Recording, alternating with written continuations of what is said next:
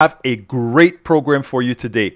You are going to love what we have, folks. We have Patrick Lovell. We have an extended interview with Patrick Lovell that you guys are going to love. It's going to talk a whole lot about what's going on in our current body politic, not only Trump, but the financial system. You guys are going to love this. But before we get started, you know that we are still in fund drive mode. And I tell you what, because of the way we schedule and set up this interview, we're only going to come at you right now and ask you so kindly to provide that support right now by calling 281 by calling 713-526-5738. Again, that number is 713-526-5738. Hit extension number 1 to contribute.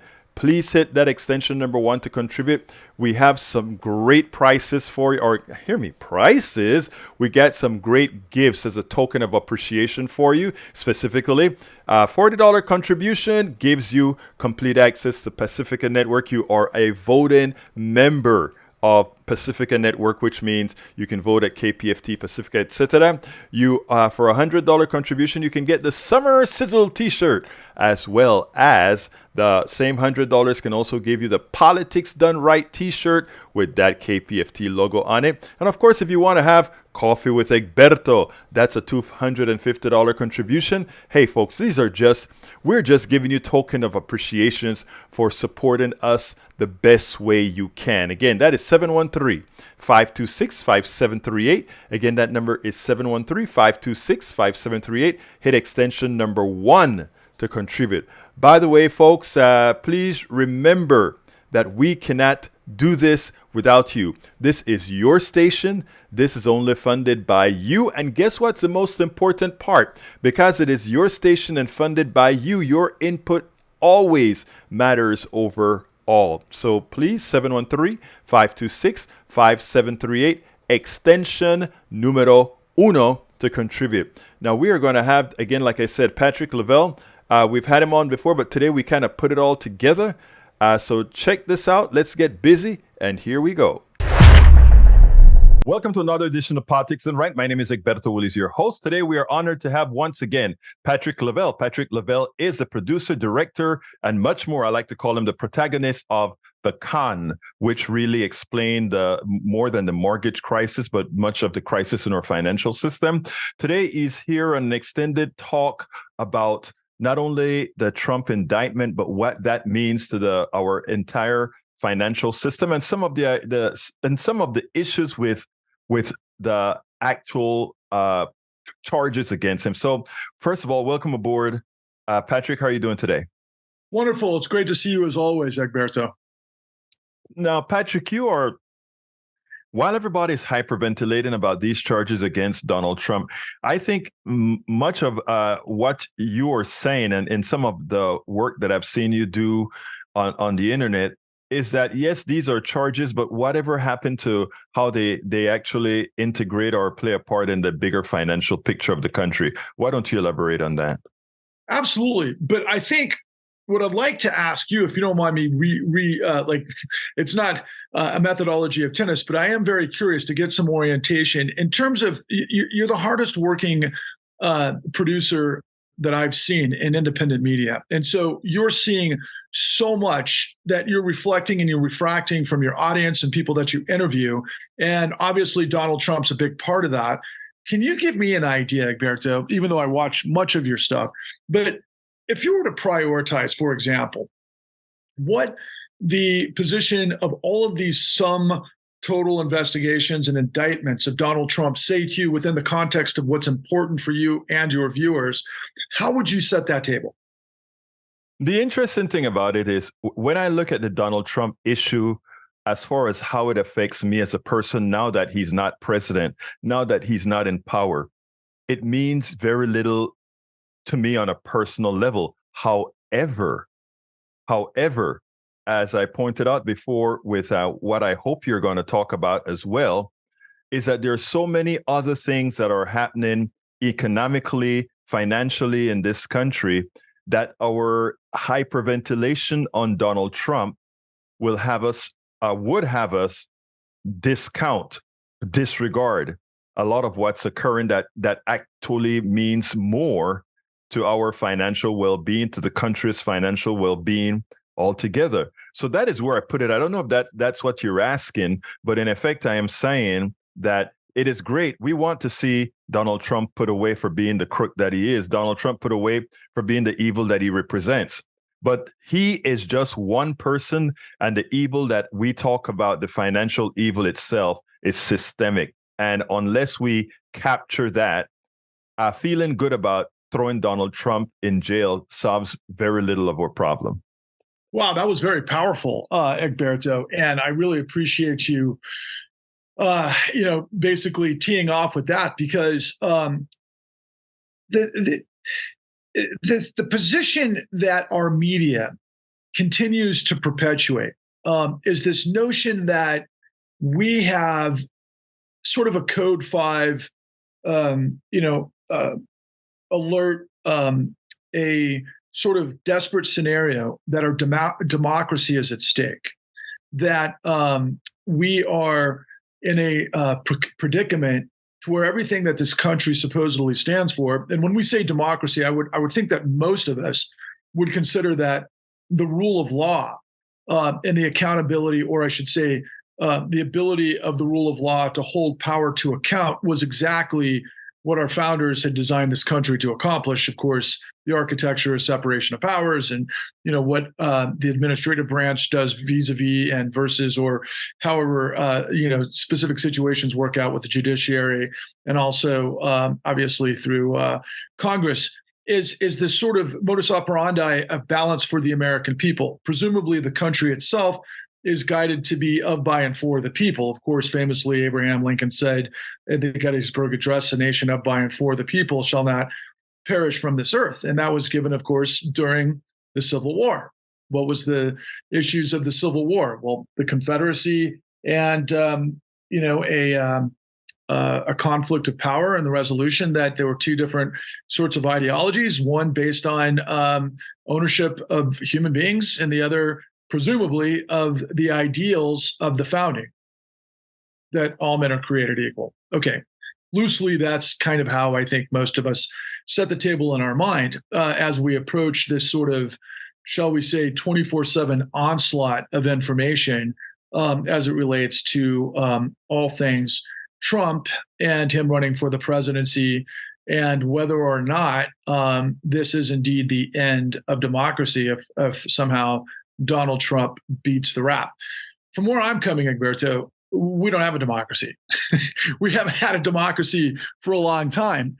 There's been a lot of very important studies and revelations. I mean, I think I go back to the economist Thomas Piketty a number of years back, when he revealed that basically, the parameters and the sort of tax policies and the nature of being able to pass inheritance and land ownership and all of those sorts of things have impacted our political manifestations, so that we don't have a democracy of, by, the for the people.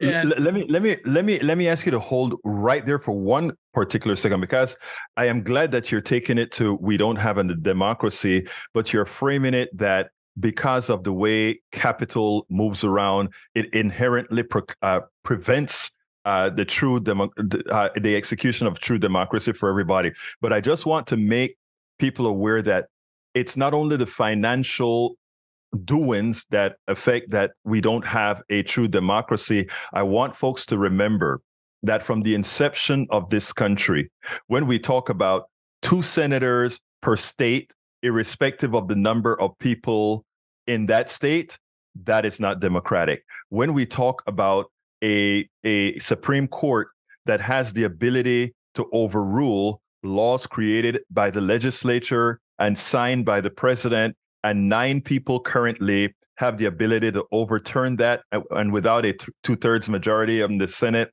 that they in effect put that law out of existence, that's not a democracy. When we have gerrymandering in different states that allow a state like Ohio to send a supermajority or close to of representatives to represent Ohio in the Congress, even though Ohio, when it comes to the amount of people in the state, or rather the people in the state, is a close to a 50-50 state, given Watch how they have two senators, one from each party.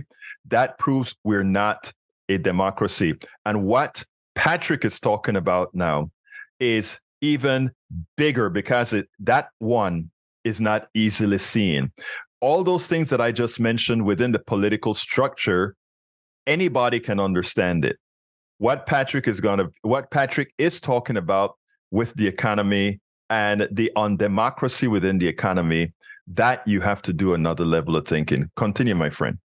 Well, absolutely. And I really appreciate you, again, setting the stage appropriately with that analysis because, in addition to that, of course, many of our friends in this country will always like to point out, well, we were never designed as a democracy. We're designed as a representative republic, yeah, based on constitutionality of the whole thing. And what that is to me, once you understand how this whole thing works, especially over the course of decades of policy and that sort of thing, especially when it comes to gerrymandering, probably above all for me. But you get into this notion of, oh, wait a second, what you guys are talking about is a government for the minority, those that are the most well-placed, that can manipulate the most and be able to create the sort of inverse perverse of what we all think is or buy into or taught from the very beginning. And most of our culture,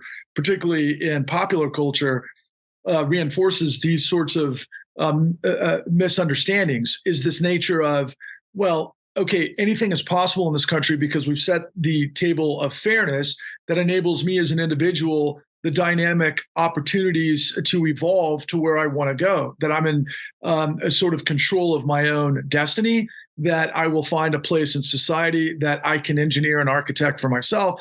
And therefore, the country, because of the scaffolding of the laws and the regulations and the nature of how things work, will be able to afford me those opportunities. So I buy in because therefore it's liberty and justice for all. Therefore, it is a government of, by, and for the people, which of course you just demonstrated isn't, and it has been a problem from the very beginning. But we have also had, if we're doing a historical analysis, everything from the initial revolutionaries, where there were a large percentage of abolitionists who did not want to see slavery in the United States from the very beginning, but they compromised. And then we moved on forward. And of course, we had everything from the Civil War to the 13th Amendment and the 14th Amendment. And then, of course, the progressive movements of everything that catalyzed from women's suffrage to civil rights to environmental movements. All of those things and the labor movements happened prior to Teddy Roosevelt, which then manifested all the way through economic upheaval and turmoil and war and everything else to eventually the FDR administration and the Clean New Deal. So none of us, I think, should ever have an expectation that anybody throughout history has ever got it perfect. And we all know that human beings are flawed.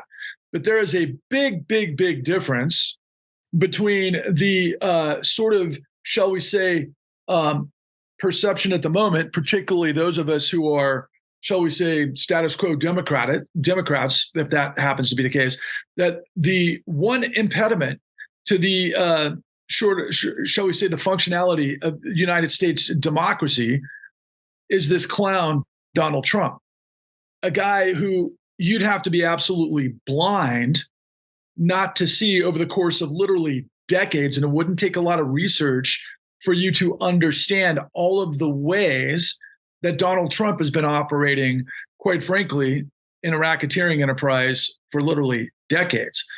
So it was very interesting to me, for example, that mainstream media literally almost had a volcanic explosion when this past week we saw 13 indictments in Georgia, care of Fani Willis, the DA, who brought, among other things, a sort of grand gesture of what we call RICO, the racketeering statutes, that now media can say, without hedging themselves, they can say declaratively, well, we thought that it was possible that Donald Trump was a criminal enterprise. And of course, he acted criminally within the context of the insurrection. So therefore, now we have a sort of foundational understanding that we can further this notion that the biggest impediment, the biggest challenge, the biggest thing that we have to overcome is Donald Trump and, of course, his following that we all commonly refer to as MAGA. Now, they're significant and they're getting more, shall we say, audacious, and aggressive. But it's almost audacious. The whole thing is audacity. And I learned this from, white collar criminology and all of the work that we've put into, what brought us together, our platform called The Con, which incidentally, and for your viewers, I'd recommend you check out our website because it's now for free. And you can find this information at www.thecon.tv. But it puts me in a very interesting position, Egberto, because when we decided to try to answer some incredible head-scratching questions following the 2008 great financial crisis, to me as a filmmaker, to me as a producer, to me as someone who had actually lived through that scenario, nothing in media to me actually made sense. Because we were in this process where the government was transitioning from the Bush administration after the second administration and everything that came through the sort of the time period of 9/11 through, of course, everything that created the 2008 great financial crisis. But ultimately, the front runners at that time were Senator John McCain, of course, and of course, his running candidate, Sarah Palin, and everything that emulated at the time. But also, of course, President Barack Obama, one of the most gifted and brilliant orators and a guy that just seemed to be, to people like myself, I think, the right guy at the right time to save the country, who was writing a populist sort of mandate based on the premise, which I fully didn't understand at the time, but I always thought was a little bit of a platitude, if you will. But, this is what politicians do. But do you remember the whole campaign slogan was change we can believe in? Change we can believe in. Yes, we can, as well as you are the change that you were waiting for. Absolutely. And platitudes that could have meaning. Yes. Right. And they were all very uplifting and beautiful. And here's this wonderful guy, educated to the level. It seemed to be the best of the spirit of Americana, as far as I'm concerned. Like, for me, what I celebrate above all else, and what, if I were to put my cap on and I were to design it, and I would make it in America, by the way, not in China, I would say, what makes America great is the dynamism of the opportunity predicated on the structural format of law that enables people to, thrive in a system and get as far as they're capable of. But at the same time, I believe that you always have to have an opportunity of a safety net, because life can be tumultuous, and I understand capital flows, and I understand economic turmoil, been around for quite a while. But 2008 was something special. It was something different. It was something more calamitous. But yet, once again, the American people found a way to devise a scenario to where the angels of our better nature seemed to be pressing forward to solve the problems of that particular time period. Well, as it turns out, that didn't happen. That didn't even. I tell you what, when we talk about that didn't happen, let's point out one thing. And we should have seen from the time that Obama got elected that it wasn't going to happen, when one of the first things that got done was the quasi disbandment of OFA, which had turned into a powerful organization that could really meet the people. In other words, OFA, or Organizing for Obama, was a powerful grassroots organizations that could really reach the people. As soon as that occurred, it's one thing that we should have known. We were about to head slowly back into a status quo. But continue, please. Well, but to your point about status quo, and this was, for me, something that I didn't understand until many, many years later.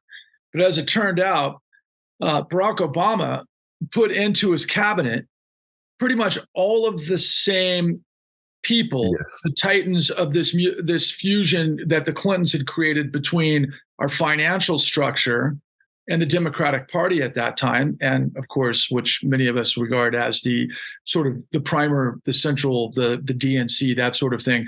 But it was the revolving door of the meritocracy, the professionals, if you will. And but what he put at the highest levels of his administration and his cabinet were the same people that created the crash. So change we could believe in turned into, guys, don't listen to what I'm telling you. Don't look behind the curtain. I'm going to tell you what you want to hear, but I'm going to serve the financial system. And I'm sorry if that's a little bit disconcerting and disappointing and a little bit even almost, offensive to some people. I'm sorry. I know, no, it's not offensive at all. I think it is something that we need to hear. And the reason I cut in certain areas is I want to place some of what you're saying into a perspective that folks can actually touch. When you talk about the status quo, or when I mention the status quo and you talk about, I'll tell you what you want to hear, but I'll keep doing what we've always done. In as much as we got healthcare, the Affordable Care Act, which saved a lot of folks, no doubt about it. But the reality, it only saved a lot of folks by enriching the same folks that you're talking about, the financiers, the titans of finance that control this country. So in as much as good was done for the average American citizen, it was done at a cost. And that cost was still the American people paying a lot more for not that much more to provide a new cash flow or a new panacea for the wealthy, for the titans of finance. Continue, my friend. Well, let's leapfrog ahead from 2008 to 2020, January 6th, 2020. So we have this insurrection. We're seeing foment from the right, and anybody paying attention, both online, but particularly through Fox, was this incredible PR press that there were questions regarding the election, the integrity of the election. And that was used to justify what became somewhat of a popular uprising, which to those of us paying attention at the time, were surprised to see thousands of people from all over the country descend upon Washington and then land in Donald Trump's Washington, D.C. hotel, for example. They were all online. But then, of course, I remember watching mainstream media at the time, particularly Rachel Maddow, and a lot of these folks were acting as if nobody really could see.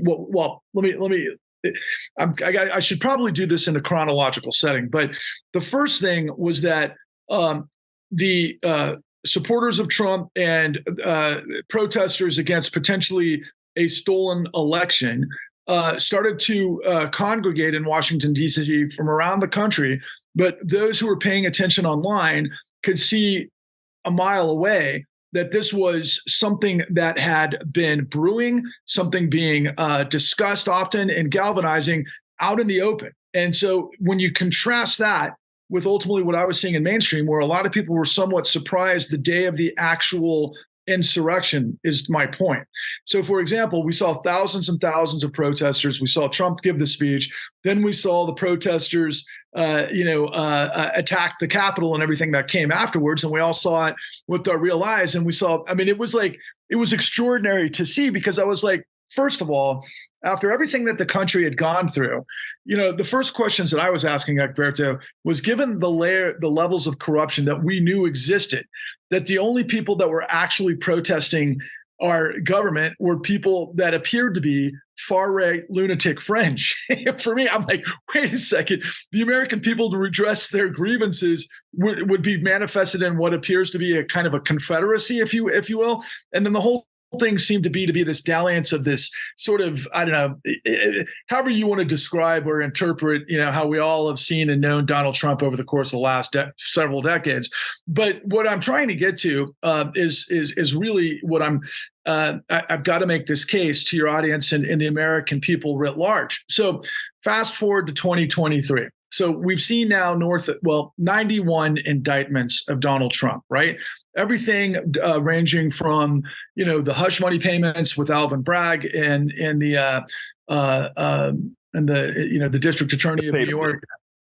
And then, but more importantly, to what I'm about to reveal to you, everything that has manifested has created this framing, if you will. From the January 6th investigation in Congress last summer to now, through Jack Smith's investigation and so forth, is that Donald Trump defrauded the United States. And then we're showing how all of the different ways that Donald Trump defrauded the United States. Now, he defrauded the United States, according to the government, of course, with a racketeering conspiracy. Well, oh, that's interesting, is it not? So forever, mainstream media, and I've seen this, to my wit's end, that for the most part, conspiracies have been downplayed because there's a lot of nutty conspiracies out there. And then if something especially gets framed by the professional class as a conspiracy theory, then of course it just automatically discounts whomever is purveying that sort of conspiracy theory. Now, we all understand, thanks to Fani Willis, that it's okay to declaratively, in mainstream media specifically, talk about conspiracies. Because, of course, it takes a conspiracy to put together an event like stealing an election and creating a coup d'etat, which is exactly what the right did. And so from the position of, I should say supporters of Trump and what we affectionately call MAGA, was the scenario where now between Jack Smith and Fani Willis and, of course, Alvin Bragg, and then soon to become, and this is going to be the most important and crucial information of all, particularly as it relates to our work, is going to be all of the charges that are going to come to Donald Trump's business practices over the course of decades that will come through the New York AG's office, most of which are involved with what we call control fraud. Now, I'll come back to that momentarily. But consider for a second, again, what the case is, right? And the way the government is framing this with all of these incredible resources for Donald Trump, which in context of what I'm about to reveal to you is, of course, one person, but his conspiracy is quite large, as we all know. But the long and the short of it is, the way he defrauded the United States incorporates a number of initiatives. First and foremost, in what we saw this past week out of Michigan, for example, are felony charges against 16 defendants based on what we call the fake elector scam. So these people, with presumably, and what we're seeing come cross-reference from what Rudolph Giuliani and a couple of other of Trump's attorneys were involved with, executing and being synergistic and designing, if you will, through this conspiracy, a fake elector scam where people just basically created phony signatures on elector certifications meant for the, obviously the Electoral College, going back to our original idea of what the founders do and don't do in context of democracy versus minority rule, right? But that's another topic. But we know clearly that it's against the law and it's a felony and can be prosecuted with charges of over 20 years for lying on documentation fraud for something as significant, of course, as a presidential election. So that's one. Now, two, interestingly enough, out of the Jack Smith's investigation, about a month ago, he was very adamant, and this was huge news at the outset of this, but it's always in the back of what's going on with the special investigation by Jack Smith. As it turns out, and to a surprise to no one, but at the same time, it's great, again, to hear this from the DOJ, that Donald Trump's lawyers have been lying on his behalf.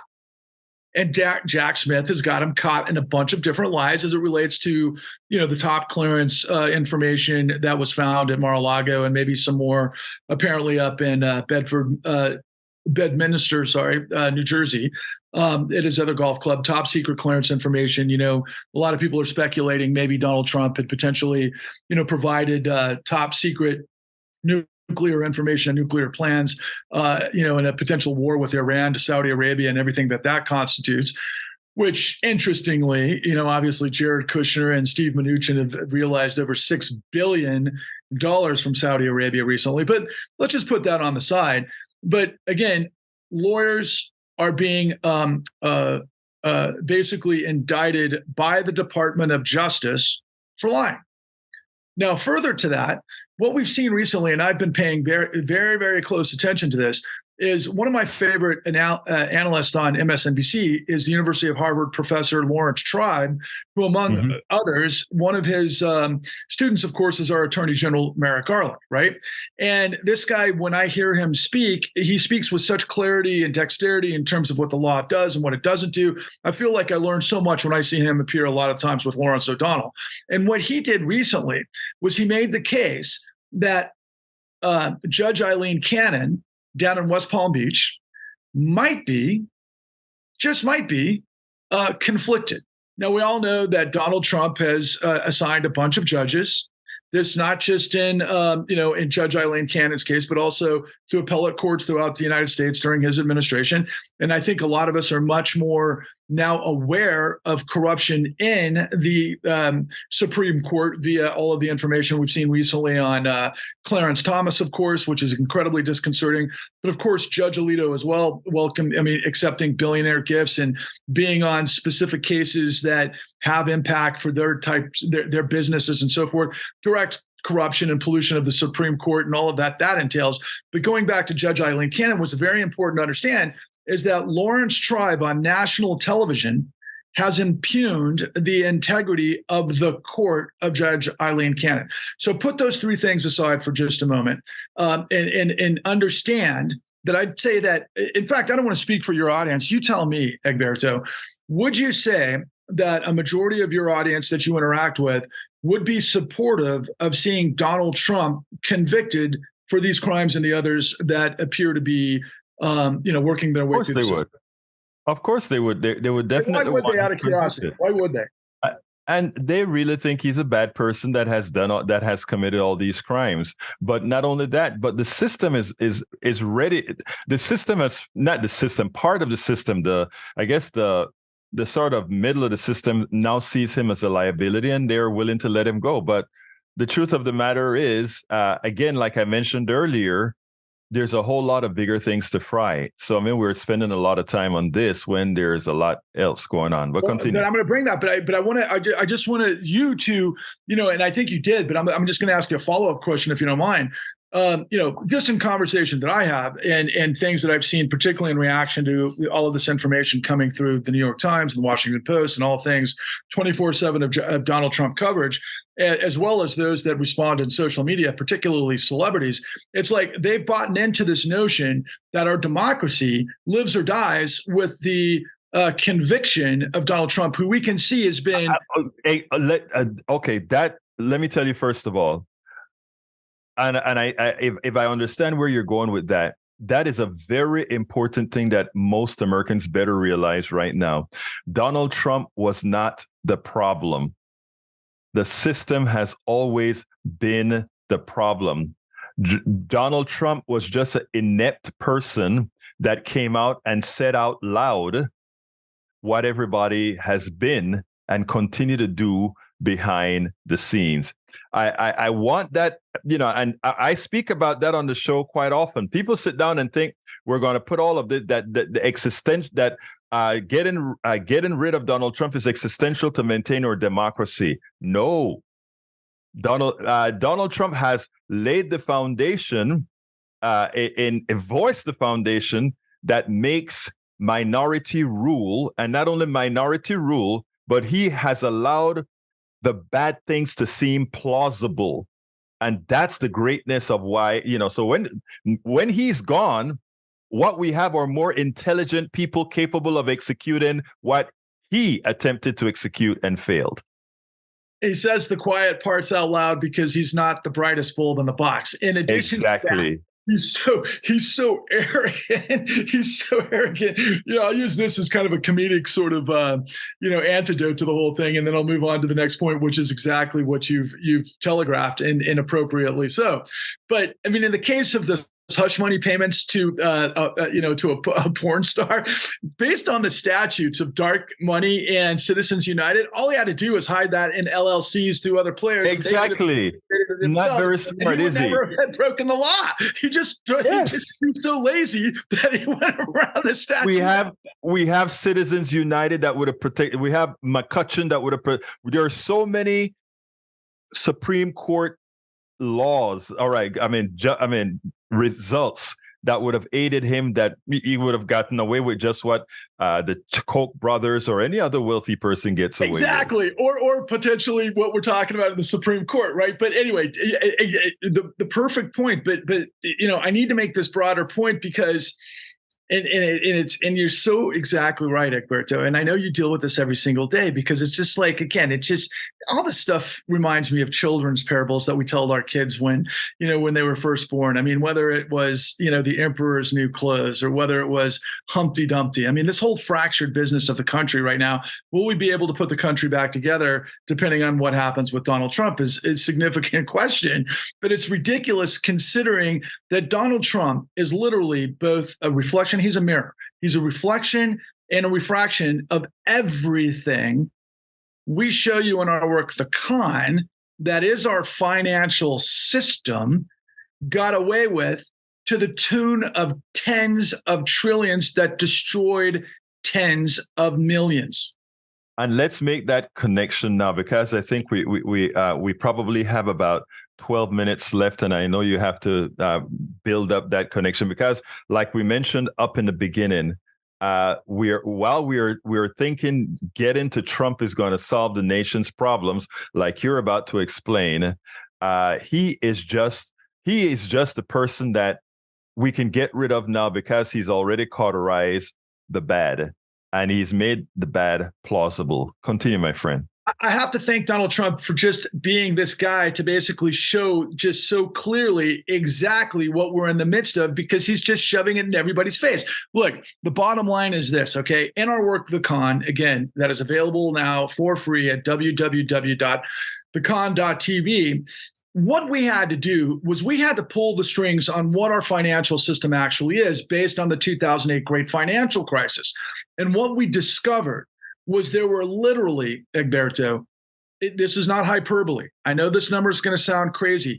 I assure you it's accurate. And I not down to within 5, but it literally tens of millions of felonies were created in what we call liar's loans. Now, liar's loans is this approximation of using documentation fabrication, because brokers were able to utilize methodologies because they knew the numbers and all of the different parameters that were used to be able to get a loan approved. They were incentivized by CEOs of this country because we have what's known as modern executive compensation, where after the Clinton administration, we got rid of most of the regulation that we put in play after the Great Depression to prevent all of this stuff from happening. But because we had the revolving door and there's outsized influence of our financial system and our legal system, and they got deeply involved with the Democratic Party and the Republican Party. There's slight differences between the two of them, as we all know. But the bottom line is that deregulation enabled this monstrosity of people, and there was no regulation. So basically, we call it the 3Ds. We call it deregulation, desupervision, but most importantly, decriminalization, because nobody's looking. So ultimately, we had tens of millions of documentation fraud, creating what we call liar's loans that were put into a system. And there's a conveyor belt. Now, anybody who's bought real estate understands that there's a process in play, and there's also laws in play, you would think, to maintain the credibility and the value, if you will, of real estate, but it can all be manipulated. Now, Donald Trump comes from this background and has been doing this his whole career. I'll give you a couple of examples of that downstream, but going with what the government is demonstrating what Donald Trump is guilty of now, Wall Street allowed these brokers to create tens of millions of illegal documentation based on just deceptive acts and practices. Again, going back to Donald Trump, he's defrauding the United States based on deception. Okay, that's a thing. By the way, we have remedy for that, and it's RICO, especially when you do it with a conspiracy. But moving forward, so as you move on the conveyor belt of liar's loans through appraisals that were influenced to lie to create hypervalued assets for the rich, ultimately, that lenders provide top dollar because they're shuffling this through the deck. And then the other stopgap was, of course, the nature of the credit rating agencies, one of which is Moody's, which is owned by Warren Buffett. They were lying on their due diligence of underwriting, just like all of the underwriters in the system were lying to approve, and provide AAA rated reviews of huge trusts and huge securities that were being unloaded on pensioners, countries, communities. I want you to hold your thought there, because I want to explain something to the audience. These guys gave all of this a semblance of legality. And when we talk about the rating agencies, what they did is they learned how they supposedly had mathematicians who learned how to packetize bad debt with medium bad debt, with good debt, and with best debt, and somehow turn the combination of those papers into a Class A asset, which means an asset that is of good risk. So they gave it a plausibility of being a good investment made of, to put it bluntly, doo-doo. Continue, my friend.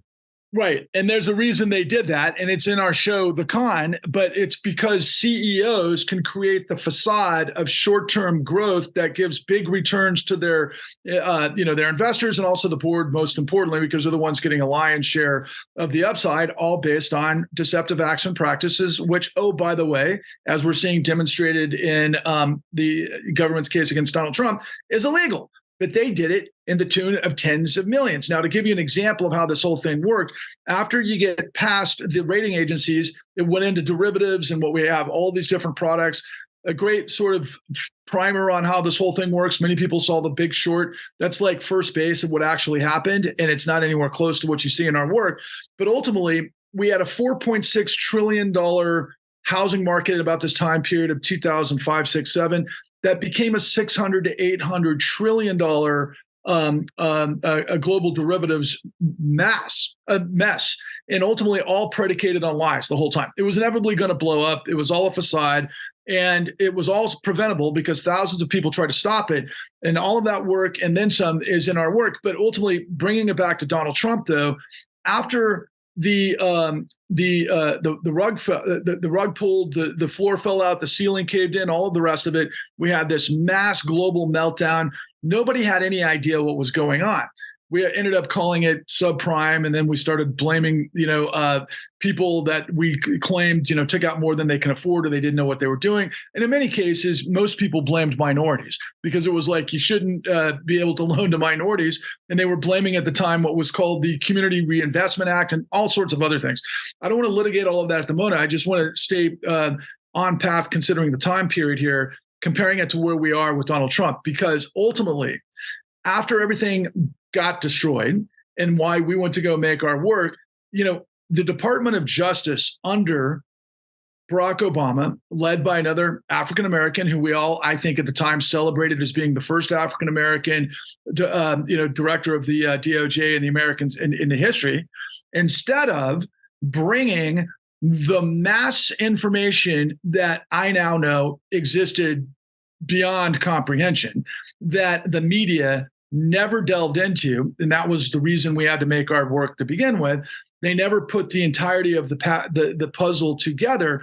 The Department of Justice had all of this information, but instead of bringing all of the power and the might of the legal system apparatus of the United States to bring massive racketeering charges against racketeering enterprises, particularly through the Dons, not to be confused with Don the Con, but the Dons, the heads of Wall Street, the CEOs that were manifesting what we call a control fraud based on all of these elements that go into the pipeline. Instead of bringing the RICO statutes against them, what we did was we did deferred prosecution agreements. They didn't have to admit to anything. The investigations stopped. And ultimately, at that time period, the government did this incredible smoke and mirrors where they sold the world that we were going to spend $700 billion from Congress to save the financial economy of the world. Mm-hmm. And ultimately, what we did was that was all just smoke and mirrors because the Federal Reserve behind the scenes decided to unleash at the time in 2009 $29 trillion. Yes. $29 trillion to these racketeering enterprises that blew up the world, that were all provable, that are all being demonstrated because they used, and I'll finish with this real quick and then I'll answer your questions. They, among other things, I demonstrated that there was millions upon millions of documentation fraud. But ultimately what we find in the collapse of the 2008 great financial crisis. We had millions of foreclosures. Well, you can't have coal transmuted into gold and then transmuted into coal again.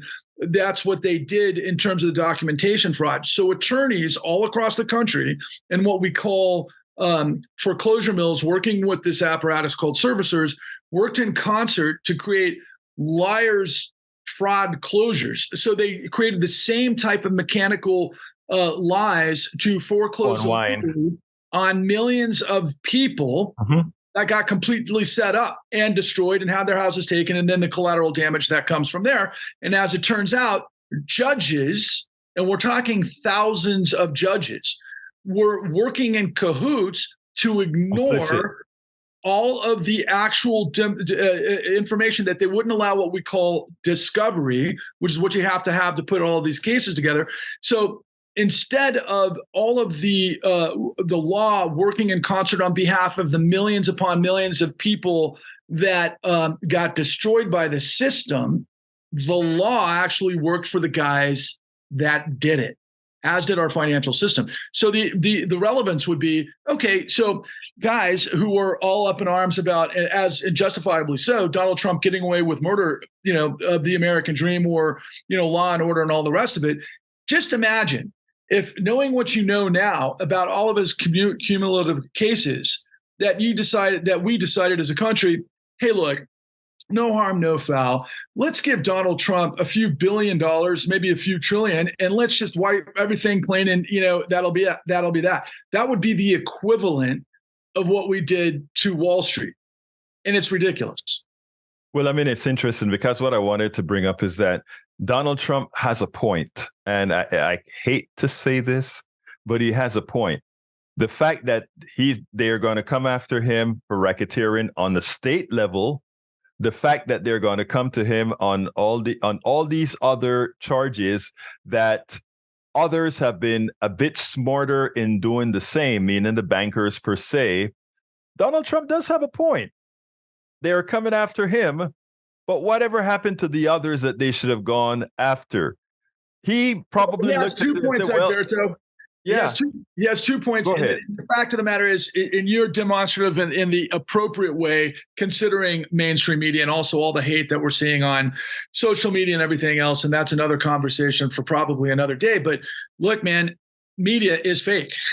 That's why we had to make the con, because I knew, and there's so much more to it, but I knew that something smelled wrong in Denmark. The cheese smelled wrong in Denmark. And once we started asking questions and we started getting to the right place, and to let everybody know, I mean, I want you to think about this for a second, right?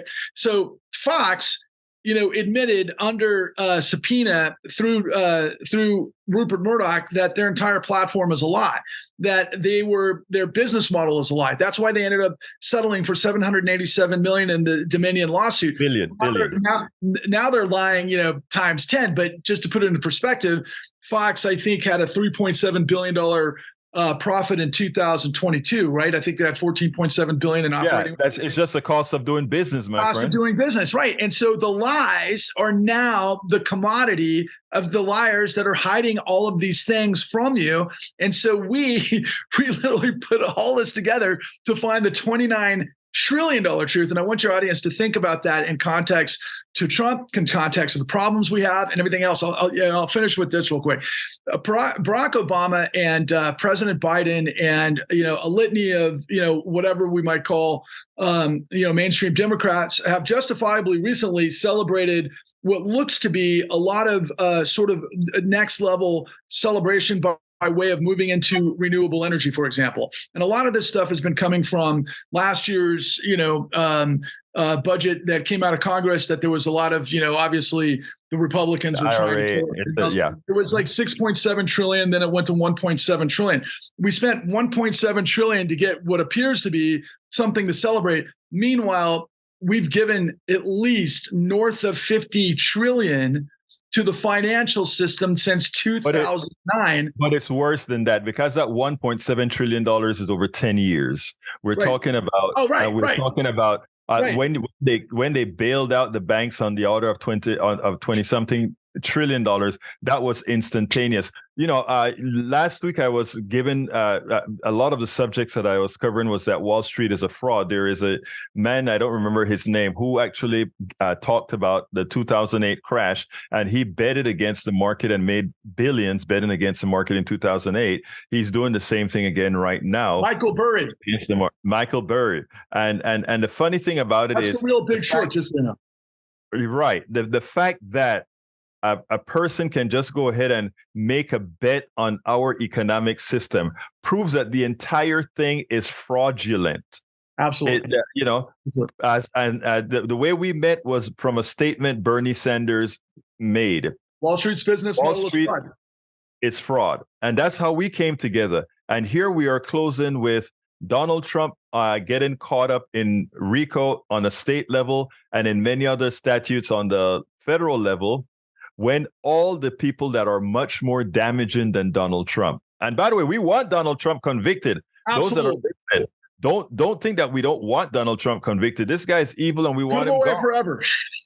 But we also want the titans of finance who caused the deaths of millions of thousands of Americans because they took their money, they conned them, as in what my brother here created in his series, The Con.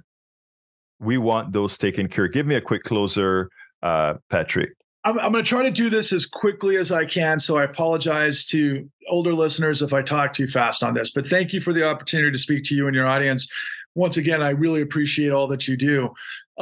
Look, first and foremost, my friends, that a nation of, by, and for the people has to have, as everybody in mainstream media is talking about, no one above the law, not a former president, but not companies and CEOs either, especially those that do massive widespread carnage that continue to completely loot the full faith and the credit of the United States to basically lie and deceive everybody else instead of creating this identity politics war that is going to have catastrophic consequences and already has had enough consequences.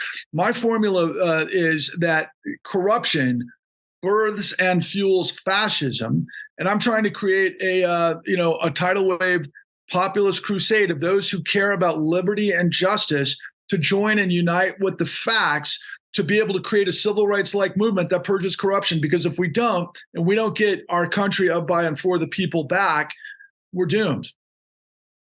Absolutely so. Patrick Lovell, director, producer, and protagonist in The Con. Thank you so kindly for having been on Politics Done Right.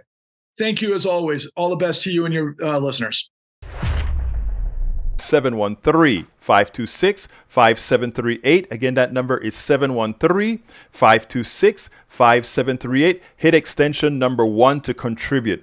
Please hit that extension number 1 to contribute. We get some great gifts as a token of appreciation for you. Specifically, $40 contribution gives you complete access to Pacifica Network. You are a voting member of Pacifica Network, which means you can vote at KPFT, Pacifica, etc. You, for $100 contribution, you can get the Summer Sizzle T-shirt, as well as the same $100 can also give you the Politics Done Right T-shirt with that KPFT logo on it. And of course, if you want to have Coffee with Egberto, that's a $250 contribution. Hey folks, we're just giving you token of appreciations for supporting us the best way you can. Again, that is 713-526-5738. Again, that number is 713-526-5738. Hit extension number 1 to contribute. By the way, folks, please remember that we cannot do this without you. This is your station.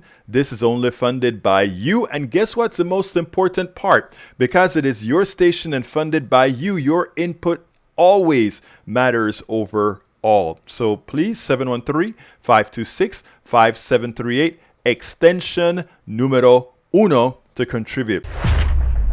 It seems like Governor Ron DeSantis decided to tell a truth. And in telling the truth, he went ahead and got in trouble with the MAGA base, and the attacks and the spears are on him. But you know what I want you to listen to here is not only Governor DeSantis, but I want you to listen to Hillary Clinton, because interestingly, Governor DeSantis sounds pretty darn similar to Hillary Clinton back in the 2016 election. Take a look at this and we'll check it on the other side. You could put half of Trump supporters into what I call the basket of deplorables. The racist, sexist, homophobic, xenophobic, Islamophobic, you name it. But that other basket of people are people who feel the government has let them down. The economy has let them down. Nobody cares about them. Now, listen to what Governor DeSantis said. You could be the most conservative person since sliced bread. Unless you're kissing his rear end, they will somehow call you a rhino. If all we are is listless vessels that's just supposed to follow, whatever happens to come down the pike on Truth Social every morning, that's not going to be a durable movement. Now, interestingly, Hillary Clinton did a very interesting thing, right? She went ahead and she did back in 2016 or the 2016 election, she spoke about the deplorables as she saw it, right? Those people that were, and she identified who they were. And then she pointed out the other segment of the base, the Republican base that really felt left behind, that really felt the economy didn't work for them, that really felt all these things that I think Democrats right now should be talking about as they enter Appalachia, as they enter red states, because she is right. When you look at the words, you don't have to like Hillary Clinton. You don't have to like that she's a neoliberal like many others, but do understand that what she said there, the whole encapsulation of that snippet there was actually true. There were a group of folks that have a proclivity for Donald Trump, that love Donald Trump, that are the racists, the homophobes, and all these bad things. But then there are those that are just voting for him because I'm tired of the economy being bad for me. I'm tired of the government not working for me, etc. So framing what she said then was right. Forget about whether you like her or not. And listening to what DeSantis said there about the listless followers of Donald Trump is right. Unfortunately, what DeSantis has been doing over time is not trying to be Donald Trump, but trying to be Donald Trump on steroids. So while the words coming out of his mouth made some sense, in actuality, what he represented or what he represents makes none. He doesn't deserve to be president. None of the Republicans that are running right now deserve to be president based on the policies that they want to execute. Okay, folks, please remember, call 713-526-5738, extension number 1 to contribute to the program. Remember, that's a $40 contribution to become a member of Pacifica, a voting member, $100 for the KPFT Summer Sizzle t-shirt or the Politics Done Right t-shirt, or $250 for breakfast with Egberto. This is the end of the show. I thank you so kindly for being here. You guys know exactly how I end this baby. And let me tell you, we needed call 713-526-5738, extension 1. I am what? Out!